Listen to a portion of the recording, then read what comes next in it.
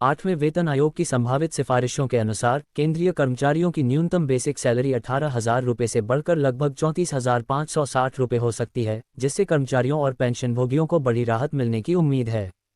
Pension भी इसी हिसाब से बढ़कर 17,280 रुपये तक हो सकती है। महंगाई और आर्थिक परिस्थितियों को ध्यान में रखते हुए सरकार अगले साल 8वें वेतन आयोग की घोषणा कर सकती है। जुलाई दिसंबर अवधि के लिए महंगाई भत्ते में वृद्धि के बाद अब लोगों को 8वें वेतन आयोग की घोषणा का केंद्रीय कर्मचारियों और पेंशनभोगियों को बेसब्री से इंतजार है। लगभग हर 10 साल में नए वेतन आयोग की घोषणा करने की परंपरा को देखते हुए उम्मीद जताई जा रही है कि केंद्र जल्द ही इस पर फैसला ले सकता है। हालांकि अभी किसी प्रकार की आधिकारिक घोषणा नहीं की गई है 8 वेतन कब लागू होगा। ऐसा अनुमान है कि 8वें वेतन आयोग की घोषणा अगले साल की शुरुआत संभवतः 2025 के केंद्रीय बजट में की जा सकती है। एक यूनियन नेता के अनुसार ये उपयुक्त समय हो सकता है, क्योंकि पिछली बार 7वें वेतन आयोग को रिपोर्ट फाइनल करने में 18 महीने लगे थे, जिसे जनवरी 2016 से लागू किया गया था।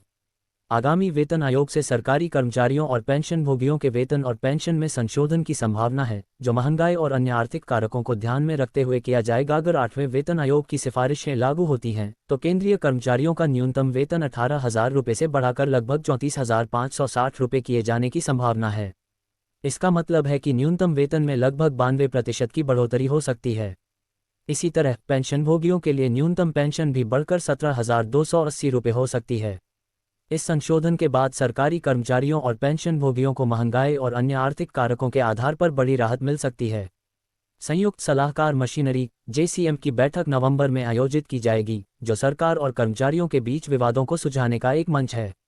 JCM की राष्ट्रीय परिषद की अध्यक्षता केंद्रीय कैबिनेट सचिव करते हैं और इसके सदस्यों में मान्यता प्राप्त कर्मचारी संघों और सेवा संघों के कुछ प्रतिनिधि शामिल हैं।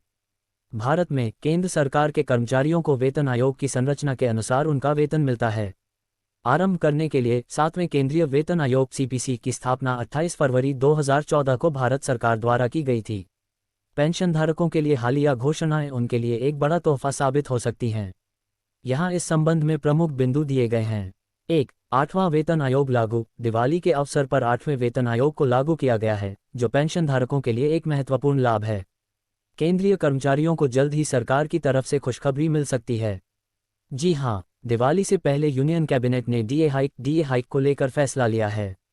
मीडिया रिपोर्ट्स के अनुसार कैबिनेट ने महंगाई भत्ता में 3% के इजाफा करने का फैसला किया है। बता दें कि यह डीए हाइक 7वें वेतन आयोग 7th पे कमीशन के तहत होगा। अगर कैबिनेट सच में महंगाई भत्ता 3% बढ़ाती है तो कर्मचारियों को अब डीए बेसिक सैलरी का 53% हिस्सा मिलेगा। बता दें कि अभी कर्मचारियों को बेसिक सैलरी का 50% महंगाई भत्ता मिलता है। अभी तक सरकार की तरफ से डीए हाइक को लेकर कोई आधिकारिक घोषणा नहीं की गई है। कितने कर्मचारियों को होगा लाभ? केंद्र कैबिनेट महंगाई भत्ता में इजाफा करने का फैसला लेती है तो इसका लाभ 68 लाख से ज़्यादा कर्मचारियों और करीब 42 लाख पेंशनर्स को होगा। बता दें कि कर्मचारियों और पेंशनर्स को बढ़े हुए वेतन पेंशन के साथ 3 महीने का एरियर भी मिलेगा। सरकार द्वारा महंगाई भत्ते में बढ़ोतरी का लाभ कर्मचारियों के साथ पेंशनर्स को भी होता है। दरअसल पेंशनर्स को सरकार की तरफ से महंगाई राहत (गेनस रिलीफ) मिलता है। साल में 2 बार लागू होता है डीए। केंद्र सरकार हर साल 2 बार जनवरी और जुलाई महंगाई भत्ते को लेकर फैसला लेती है। जनवरी के डीए हाइक की घोषणा मार्च और अप्रैल के बीच में होता है, तो वहीं जुलाई के महंगाई भत्ता का फैसले का ऐलान सितंबर-अक्टूबर में किया जाता है। महंगाई भत्ते में बढ़ोतरी के ऐलान के साथ सरकार कर्मचारियों को एरियर भी देती है। बता दें कि सरकार लाइफस्टाइल को मेंटेन करने के लिए महंगाई भत्ते में इजाफा करती है। हर 6 महीने के बाद AICPI इंडेक्स के आधार पर डीए की कैलकुलेशन की जाती है। साल में 2 बार लागू होता है डीए। केंद्र सरकार हर साल 2 बार जनवरी और जुलाई महंगाई भत्ते को लेकर फैसला लेती है। जनवरी के डीए हाइक की घोषणा मार्च और अप्रैल के बीच में होता है, तो वहीं जुलाई के महंगाई भत्ता का फैसले का ऐलान सितंबर-अक्टूबर में किया जाता है। महंगाई भत्ते में बढ़ोतरी के ऐलान के साथ सरकार कर्मचारियों को एरियर भी देती है।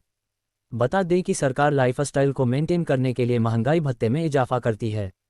हर 6 महीने के बाद AICPI इंडेक्स के आधार पर डीए की कैलकुलेशन की जाती है। साल में 2 बार लागू होता है डीए। केंद्र सरकार हर साल 2 बार जनवरी और जुलाई महंगाई भत्ते को लेकर फैसला लेती है। जनवरी के डीए हाइक की घोषणा मार्च और अप्रैल के बीच में होता है, तो वहीं जुलाई के महंगाई भत्ता का फैसले का ऐलान सितंबर-अक्टूबर में किया जाता है। महंगाई भत्ते में बढ़ोतरी के ऐलान के साथ सरकार कर्मचारियों को एरियर भी देती है। बता दें कि सरकार लाइफस्टाइल को मेंटेन करने के लिए महंगाई भत्ते में इजाफा करती है। हर 6 महीने के बाद AICPI इंडेक्स के आधार पर DA की कैलकुलेशन की जाती है। 2. 18 माह का डा एरियर जारी, पेंशनधारकों को 18 महीने का महंगाई भत्ता डा एरियर दिया जाएगा, जो उनकी आर्थिक स्थिति में सुधार करेगा। 3. पेंशन में वृद्धि, पेंशन में क्रमशः 6%, 12% और 18% की बढ़ोतरी की गई है, जिससे पेंशनधारकों को अधिक वित्तीय सहायता मिलेगी। 4. न्यूनतम वेतन 26,000 रुपये, पेंशन के लिए न्यूनतम वेतन को बढ़ाकर 26,000 रुपये कर दिया गया है, जो पेंशनधारकों को बेहतर जीवन यापन में मदद करेगा। 5. पेंशन नियमों में सुधार, पेंशन नियमों में कुछ सुधार किए गए हैं, जो पेंशनधारकों को और अधिक सुविधाएं और सुरक्षा प्रदान करेंगे। ये सभी कदम पेंशनधारकों के लिए आर्थिक सुरक्षा और बेहतर जीवन स्तर सुनिश्चित करने की दिशा में महत्वपूर्ण